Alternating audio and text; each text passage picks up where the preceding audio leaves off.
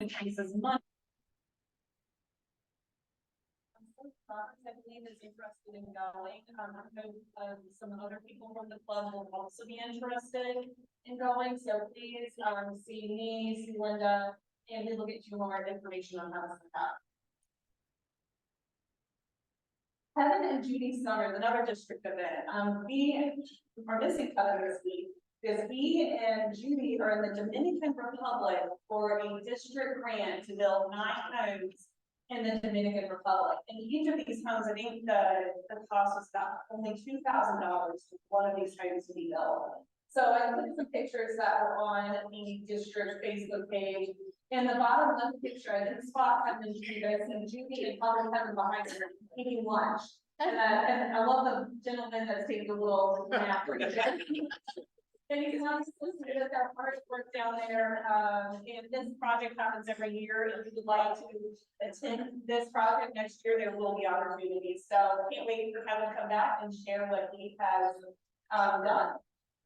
So Elizabeth, I'm sorry to give you any heads up. Elizabeth spoke to us about whitewater features at News River Park back in the fall. And it's awesome when our singers come back and give us updates.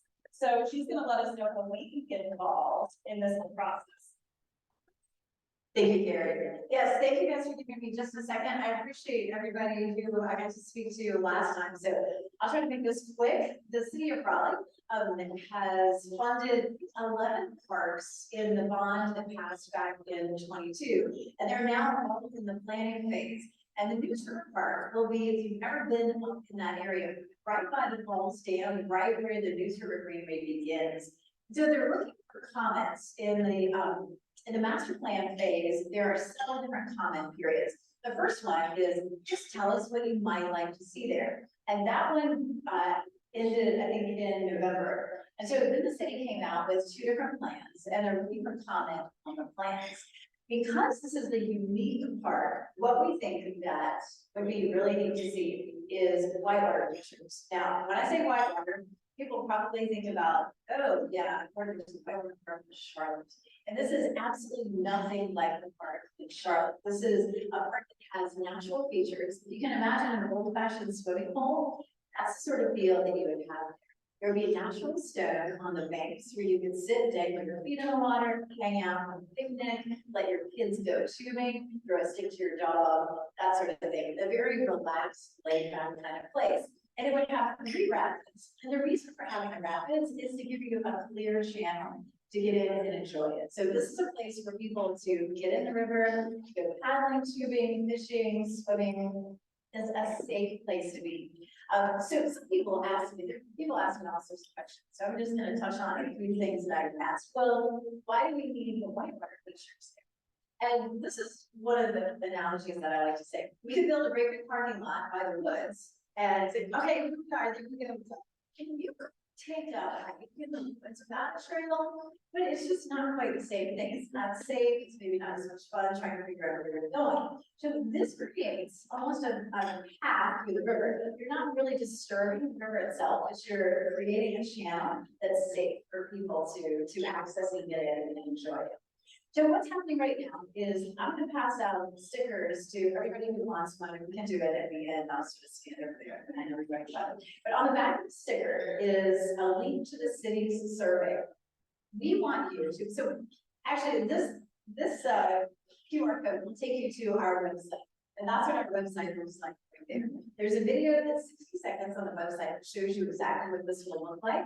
And there's a link to the survey. The survey is complicated. I won't go through everything that's complicated about the survey. The only thing that you need to remember is when you open the survey, fortunately it's really short, but it has a budget section that makes you pick what you would like to see. And whitewater is one of the choices.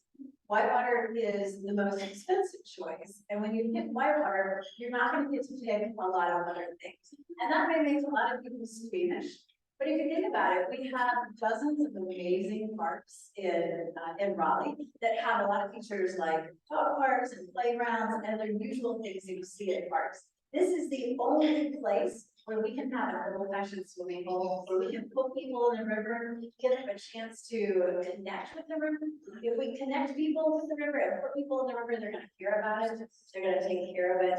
It's just gonna be a really special place to be. So, what we would love for you to do is click on our website through the QR code. You can click through that to the city survey. You can look at tons of information about the park if you want to, or you can just answer a couple of questions in the survey. But we appreciate your support, and we'll keep giving you some things. Thank you, guys.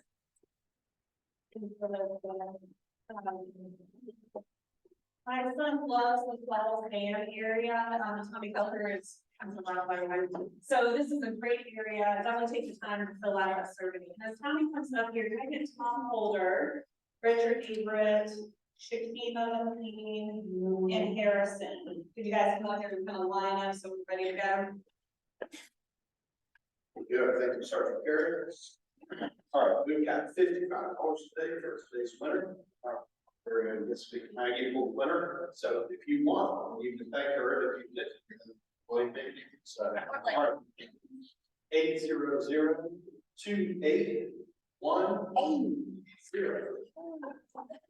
Here again. All right. Now. Okay. Well, then somebody won, because I sold this too.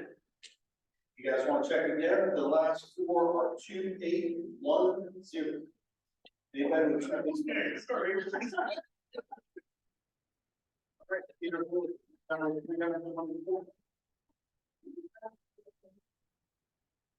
Thank you all for supporting the raffle. I guess we can support our Rotary Beach Exchange to look your house.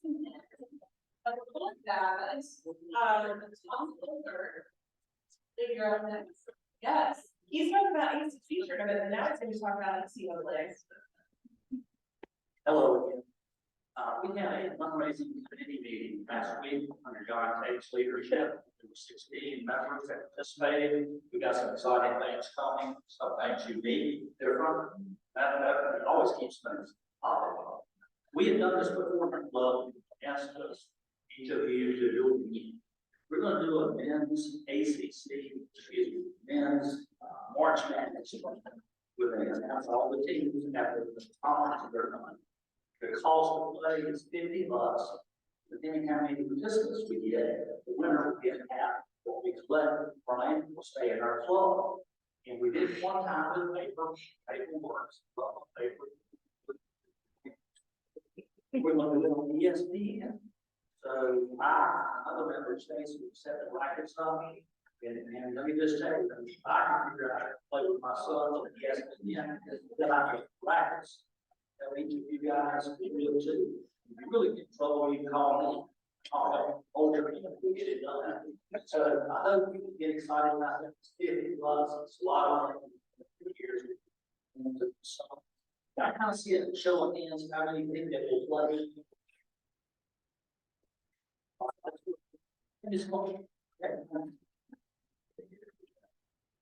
Thank you, Tom. Now we'll pause for Tom. Up next, Shakima, give us an update on our Rotary Exchange.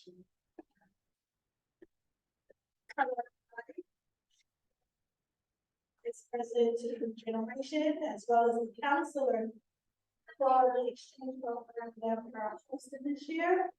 As far as updates is concerned, there were 30 selected. Actually, currently right now there's 2. And they have already been dispersed to clubs. However, we are in a dire need to get 3 host families. Again, we've been, constantly doing some reiterating how the importance of, different exchange programs, different food materials as well.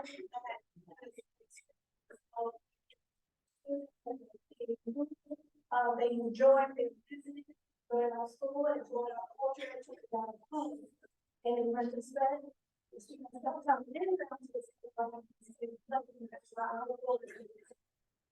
and so right now, we have it on our display, please, it's fall and summer, don't help us 3 months. for international students, that would be so great. You can reach out to myself, Barry, or Richard, maybe me, because I have a much participation of, so that you can become in a school or course. That is March 22nd. I repeat, March 22nd, please, and for the all request, let us know. I will see if we can get an extension to that, with respect to the school starting back in August. They want to have a family already in place. I did, but I should keep on informed, please reach out to me and the counselor. Thank you.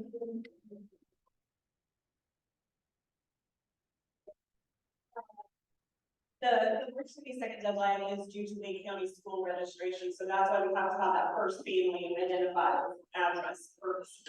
So our service chair superhero, who would want me that, is Richard Abrams. Hey folks, Richard Hager, Service Chair, give you some update projects. Our first project for, in March 30th, from 10 a.m. to noon, we're gonna go to Lake Up the Creek, and we're gonna organize the books that we have collected.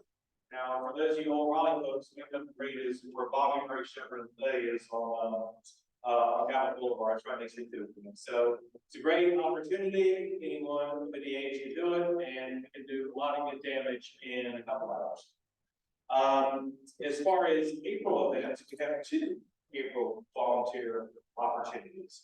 The first is April 20th, Earth Day outfitting. We'll be going to the Lions Park, doing the spring cleanup. Again, family friendly, about 10 to 15 people. And then on April 21st, another Hooper Dimension Alliance will be having a hall. And every year we volunteer for that. That's a wonderful family event. So 3 opportunities to get involved. I appreciate everyone's support in our initiative. We are trailblazing in our group as far as service to the community. And y'all are a big part. So thank you for this.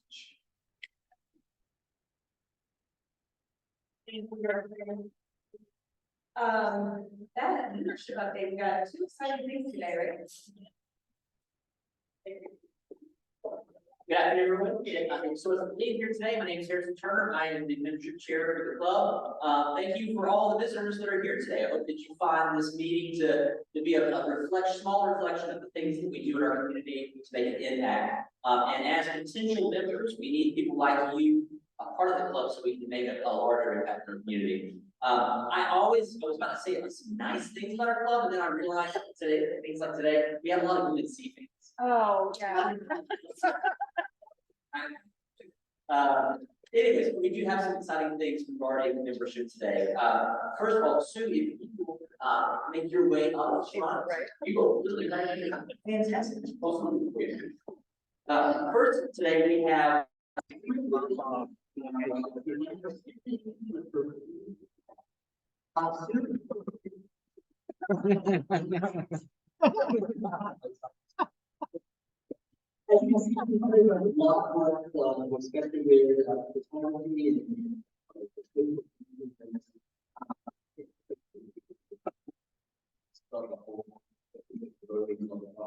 on your induction, you received your red ball in the front of the pack.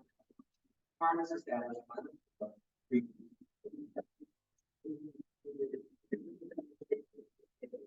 service progress.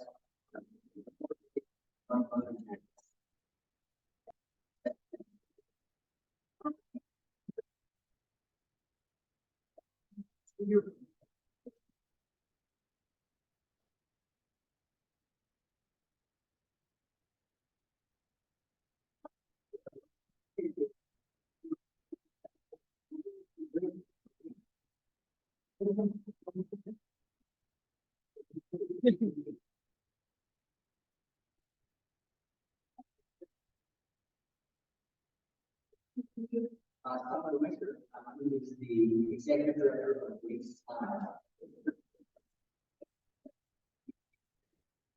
So we have the first.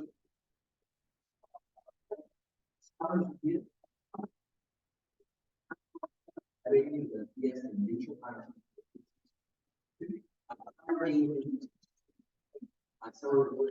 For 12 years, the nonprofit secretary, both locally and globally. Her career in private practice and now as executive director of Wake Smiles, a free nonprofit that we are very well fond of, is her passion for dentistry and access to care of lives. Summer is also an adjunct clinic professor at UNC School of Dentistry in the Dental Hygiene Department, a member of the UNC Dental Hygiene Community Advisory Committee, and a board member of the North Carolina Association of Free Australian Clinics. We're all familiar with her, but hopefully some of you here next week for her next reading. Very happy to have her as a part of the club. And last but not least, we have our next service social, which is scheduled for Wednesday, March 27th from 5:30 to 7 here at Tobacco Room. As always, please bring snacks to that service social. And also, it's a great time for you to invite somebody who doesn't know anything about Rotary. Bring them to the service social, give them introduce to some people outside of the club, and let's get some more people connected to Rotary.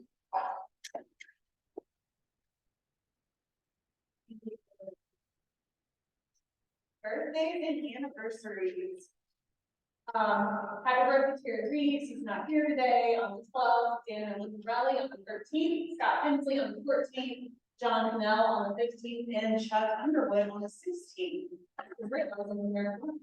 No anniversaries, so it's time for our main speaker for the day, and the speaker for the reason to first.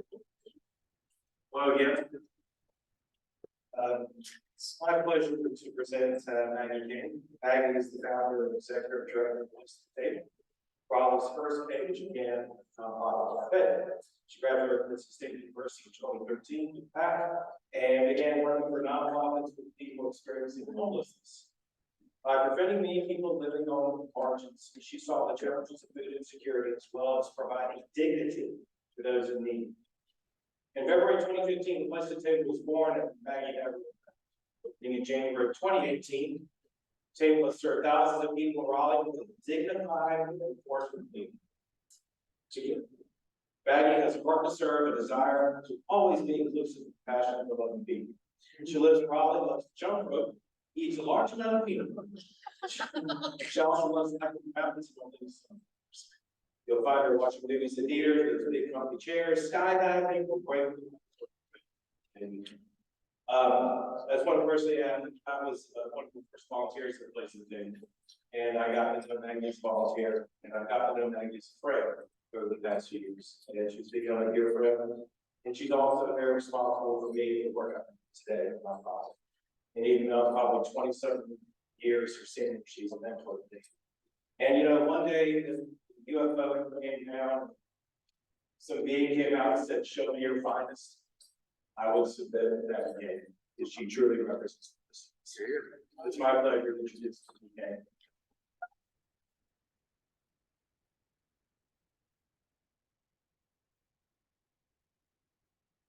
Okay, I might pin this one. Let's see.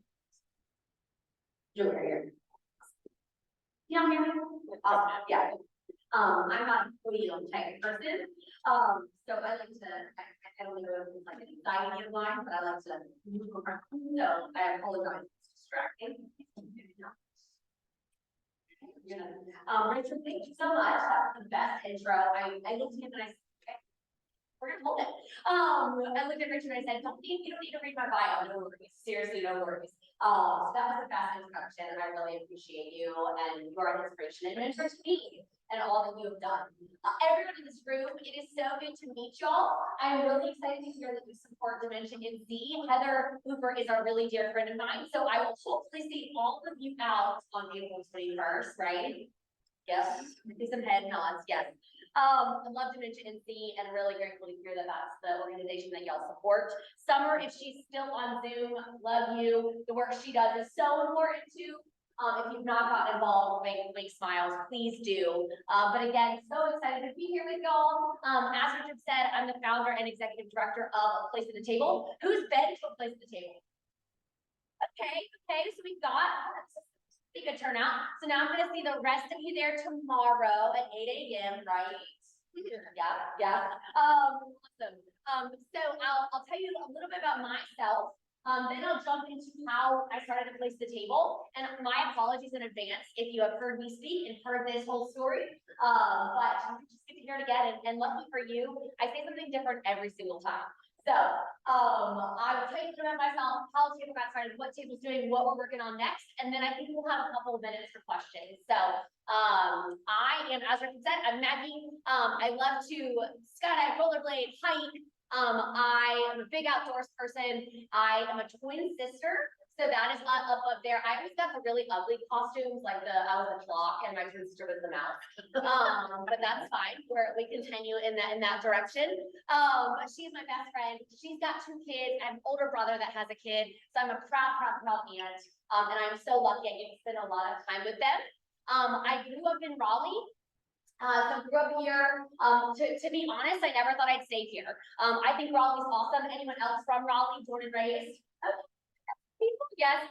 They say that we're unicorns. I don't know if you've heard that before, Carrie, but they say we're unicorns. That we were born and raised here. I grew up here, never thought I'd stay, went to high school here. I didn't love high school. I don't know if anyone else had that experience. Yeah, high school sucks. Or if you have children or have had children or friends in high school that hated high school, it was not fun. So I thought I'm moving somewhere, I'm going somewhere, I'm getting out of Raleigh. Was very lucky to be able to apply for college and go to college. I know not everyone gets the opportunity, and I was gonna go not to state, sorry, I was gonna go to Appalachian. Any App State people? No, weird. But was gonna go to App, and really truly went up there in March, the weekend, like the couple months before, and it was snowing, raining, and just straight cold. And I thought, I would not be happy here. There's no way, there is no like UV light that will support me being in college here. So I ended up applying for state, very lucky to have gotten in. I look back and I'm like, how are kids getting into college now? I would not have gotten in now, currently. So lucky to have gotten in and gone to state. I actually went for international relations, Italian and business. Very odd of how I am doing what I'm doing now. But I'm in school and I'm still having that mindset that I'm moving, I'm going abroad, I'm gonna go teach English somewhere and live in Italy probably. I spoke Italian at the time, still do if anyone speaks Italian and want to talk later. Still do a little bit, but was gonna move to Italy and to be honest, like thought I was just gonna marry an Italian, drink a lot of red wine and just be happy there. Life changes and you know, throws you on your head a little bit. I started my second year of college, I started getting involved in a campus ministry here locally. Presbyterian, if there are any other Presbyterians in the room? Yeah, okay. I have a lot to talk about. But started getting involved in campus ministry and saw a speaker, like at an event like this. And I guess we'll go down a little bit. Saw a speaker at an event like this and changed my life forever. This man is opening up this day shelter in Raleigh. It was a shelter that worked specifically with people experiencing homelessness. So we have night shelters. I think many of us know what that is. Folks experiencing homelessness sleep there at night, have a place to, you know, lay their head. This was a day shelter, so a place for people to come in the day and just be. We were ironically about 2 blocks down from here, and it was a place for people to come and get a cup of coffee, do laundry, and just kind of get out of the cold for a little bit. It was respite for folks. And so I started getting involved in my second year in college. Fast forward, I'm graduating, I'm applying for jobs abroad. At my college graduation, I had about 10 folks from this day shelter come and cheer me on.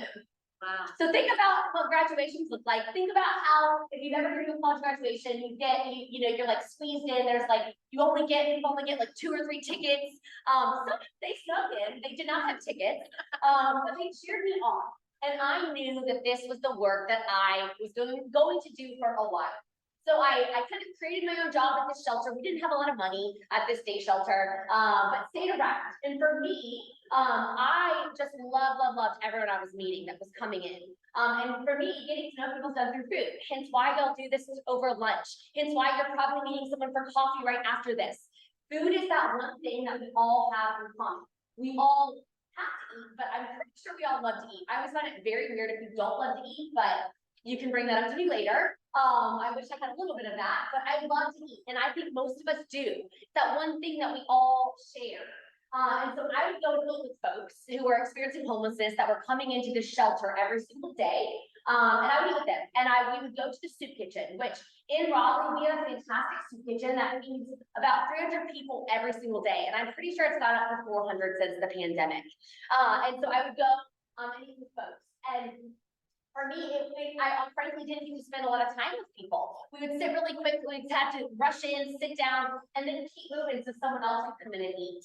And so I decided I wanted to start taking people out for meals so we could spend hours at a place like this, sitting and talking and getting to know each other. And so I'd gone out with my friend John 3 times, and we ended up at Golden Corral each time. And I said to John, why are we going to Golden Corral? You picked this 3 times.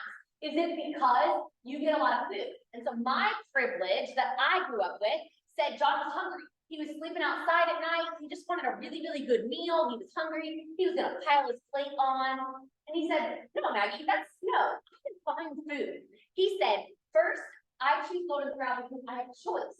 He said, I get to choose whatever I want here. I can choose if I want a salad today, or a steak, or a hamburger. I get to make that choice. He said, people make every choice for me, from where I eat or what I eat, where I eat, to where I sleep.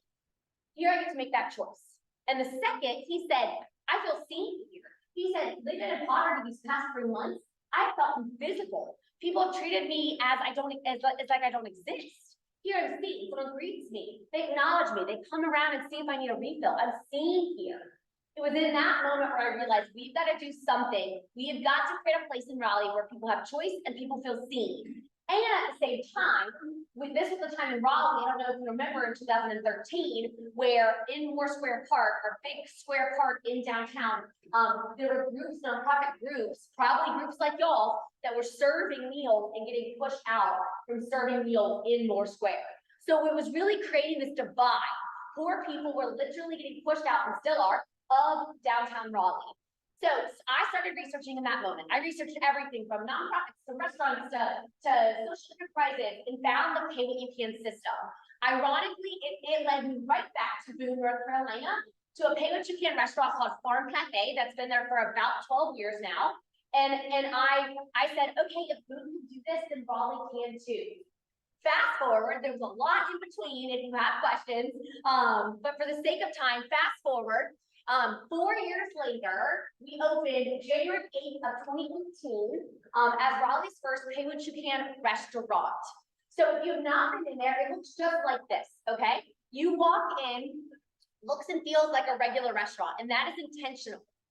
It looks and feels like a regular restaurant. You see fun photos on the wall. However, we did just expand, we did just renovate, so I need to update those pictures. Who thought that yellow and red was a good idea for a restaurant that wants to welcome folks in? But it was in 2018. So it looks and feels like a regular restaurant. You see fun photos and friendly faces. You smell really good food. You hear good music.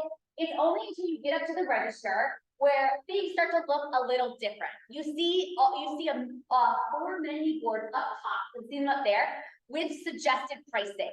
So there's where you can choose to pay the suggested price, pay more and pay it forward for someone else who can't afford their meal. You can pay less. We know some weeks are harder than others, and all you can afford is less, and that is totally cool. You can pay by volunteering with us. So if you can't pay anything, you volunteer with us. You volunteer right alongside our staff, and I'll tell you about that in a minute. And if you can't volunteer, and you have, another option is we have these place cards. These are full meals for people in this community. They look and feel like credit cards or gift cards. I should have brought one to show, but they are full, they're gift cards, credit cards, so someone can get one and come in and eat with us. Those get handed out to about 20 or 30 nonprofit partners in this community.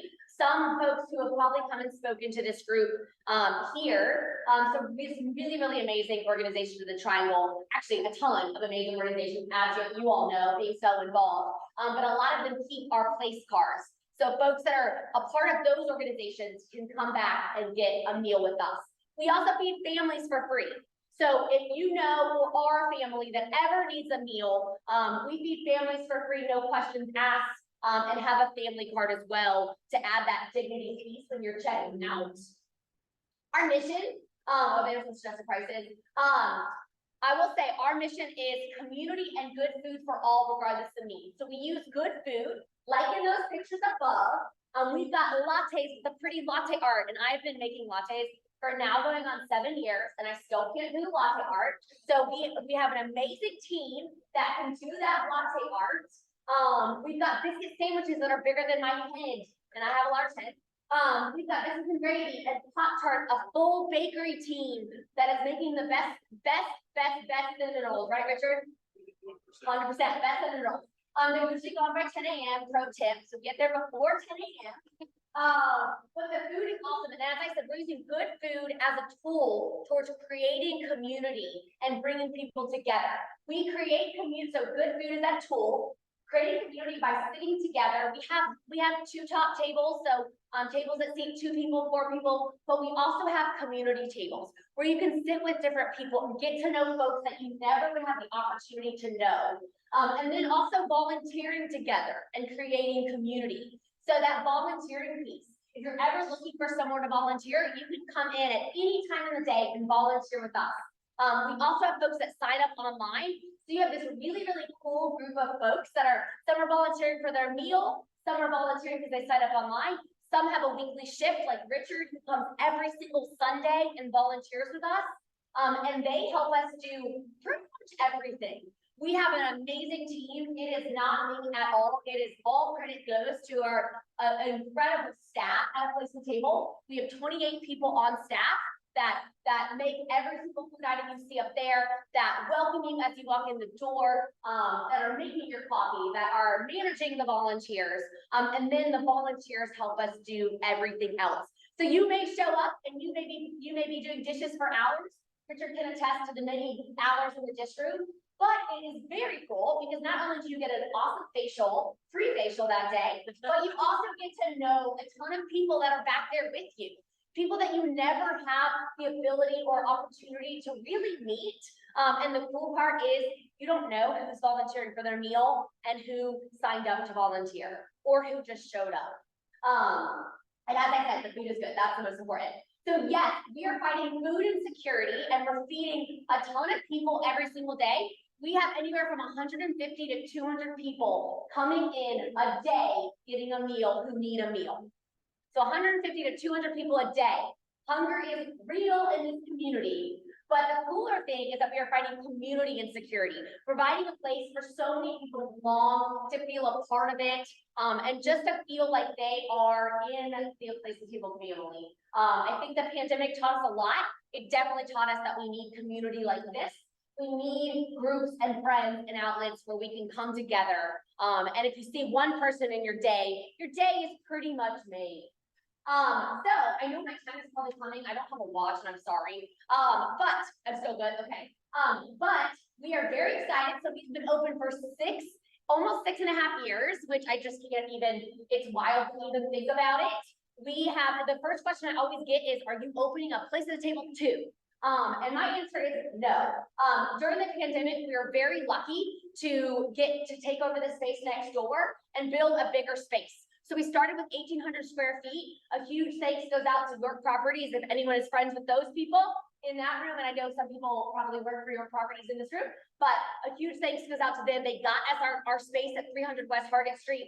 And then we were able to take over the space next door, build a commercial kitchen. If any of you are in commercial real estate, build a commercial kitchen, double our size. So now we have 3,800 square feet. We can fit a lot of people into that restaurant and we do every single day. And then we always say when people ask us if we're opening up a Place at the Table 2, that we over 6 years have figured out that it works there. And with thanks to so many of y'all in this room, thanks to so many people in this community, it works because of this community, this downtown and surrounding community. Y'all have built it, y'all have made it happen. You have made it possible every day by volunteering, donating, and just coming and dining with us and being a part of it. So to go open up a Place at the Table 2, I think it would be really like starting over. It wouldn't feel authentic. It wouldn't feel like a community like a Place at the Table does. So one, we are helping other communities do this. So if you ever know of a community that wants to start a pay what you can restaurant,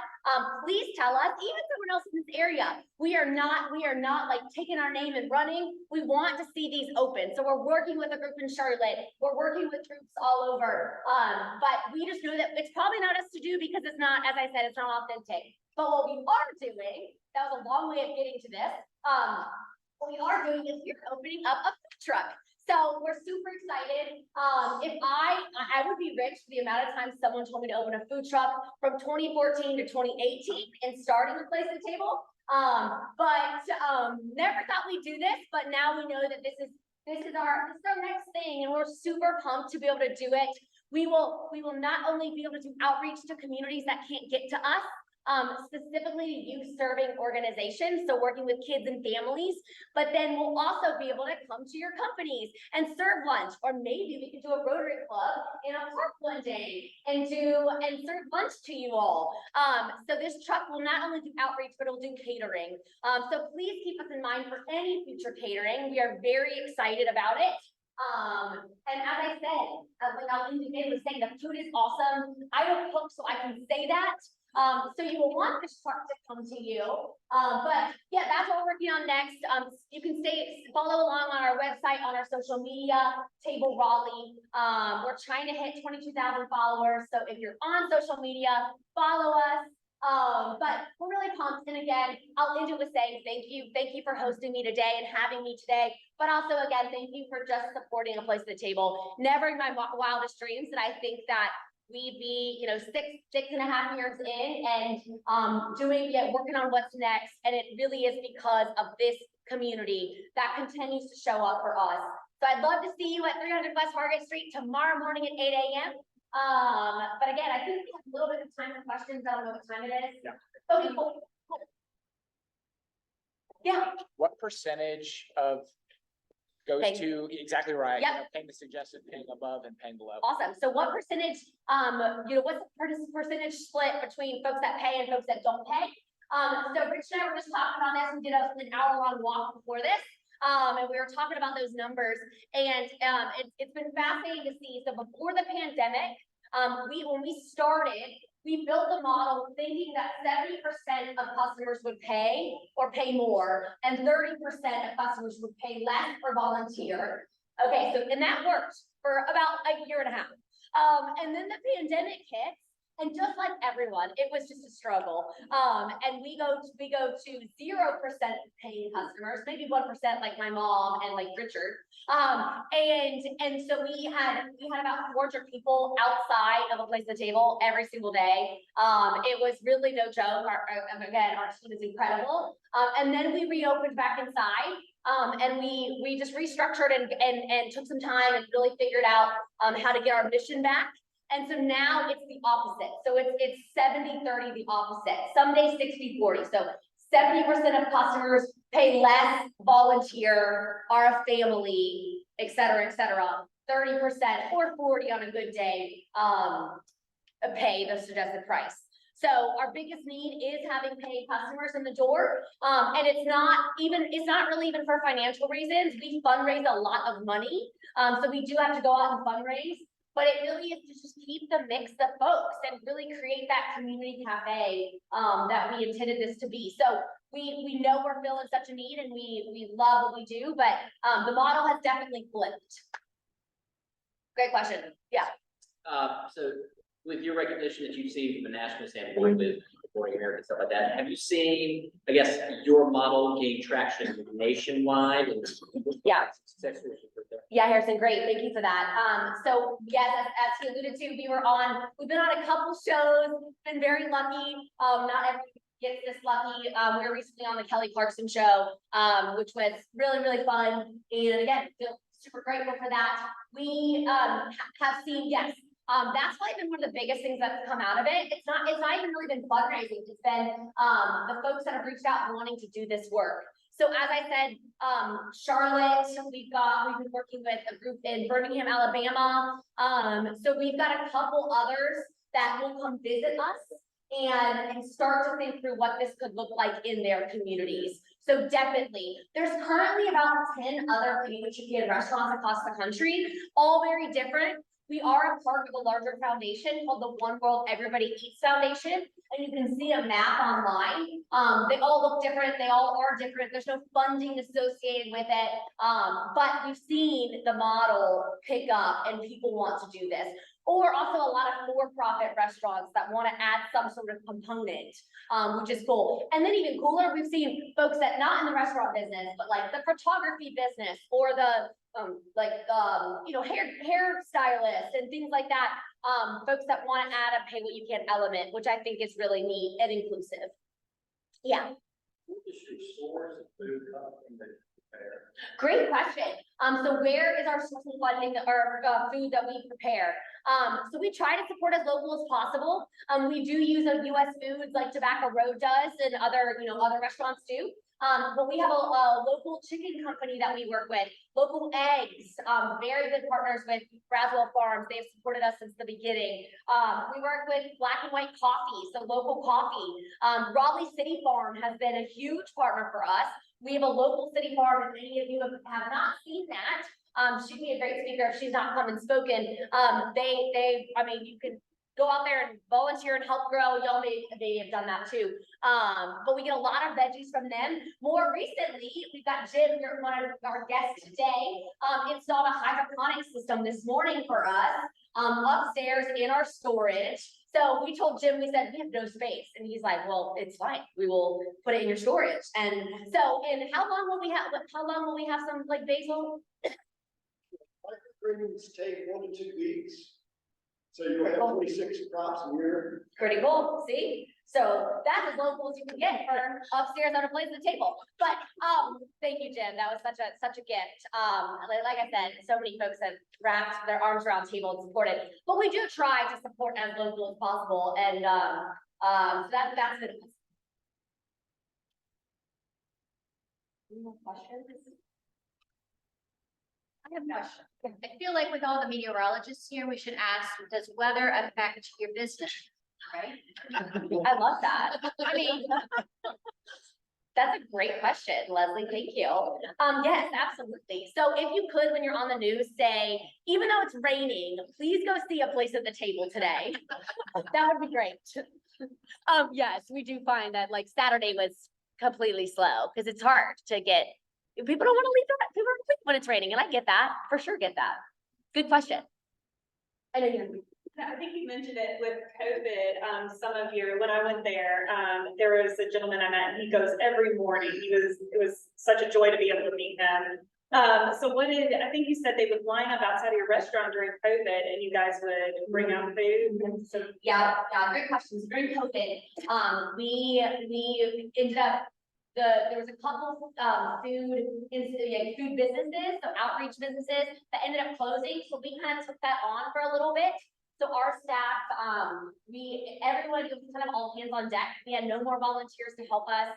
It was, I had our accountant who was answering phones and things like that. So it was really all hands on deck. And we had a line all the way to Weaver Street. So about a quarter of a mile, and just fed folks all day. We did about 400 people a day. And so we changed our menu from what it is now, soup, sandwiches, salads, waffles, to we had about 5 items. And we served a lot of turkey bacon clubs during those 2 years. Yeah. We still do the tokens like that we can buy to get like. Yep. Yep. Yep. Because where. Yep. Absolutely. Thank you for that. So she asked if we still get the tokens. So we had, when we first opened, we launched these tokens. They're little wooden chips. You may have seen them before. And then about 3 years ago, we switched from the token to a place card. So we still have tokens. They're still out there in this world, like thousands of them from what our books say. But we have place cards, and these they look like a credit card or debit card. So we just tried to switch to be more dignified so that if you're in line and someone is using a credit card, you look just like them in line. So no one really knows that you're paying with something different. So yes, I love that. Thank you. It's a great option. You can always buy place cards. You can buy them online. You can mail them to you. You can also come in, and they're a great option to give someone, and then that person can come in and get a meal of their choice. Yeah, good. Thank you for that. Thank you.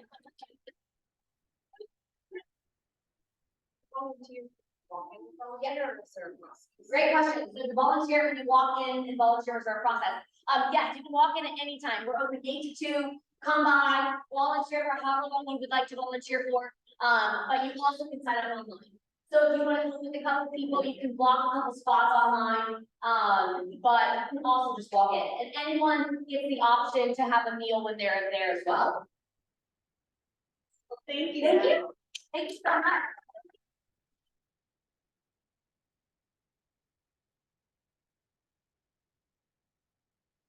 We'd like to give our guests a Rotary mug, and their coffee is so amazing on the place on the table, so I can visualize coffee from there.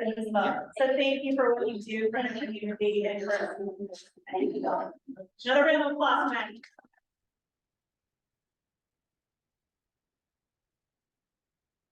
I first sent me an email this morning. Do you mind coming up and and I forgot to ask him to say it before speaker about. Yeah, you can explain it, Bert. Sure, it's probably no surprise that Wilson Hayden was as beloved among his legal colleagues as he was among members of this club. And this month there's going to be a special session of Wake County Superior Court at which time Wilson and his few other attorneys will be on. Just be on the lookout for a notice about this meeting. And do I need to start over? Be on the lookout for a notice of a special session of court in which Wilson Hayden, former member of our I can't remember the name.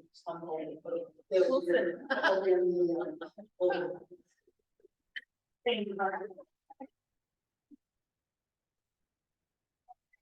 Volunteer, if you rise and repeat the four-way test chapter 8. Definitely stop by Elizabeth on the way out, get one of those for stickers to fill out the community survey. All right, the things we think, say, and do is the truth. Is fair to all concerned. Will be beneficial to all concerned.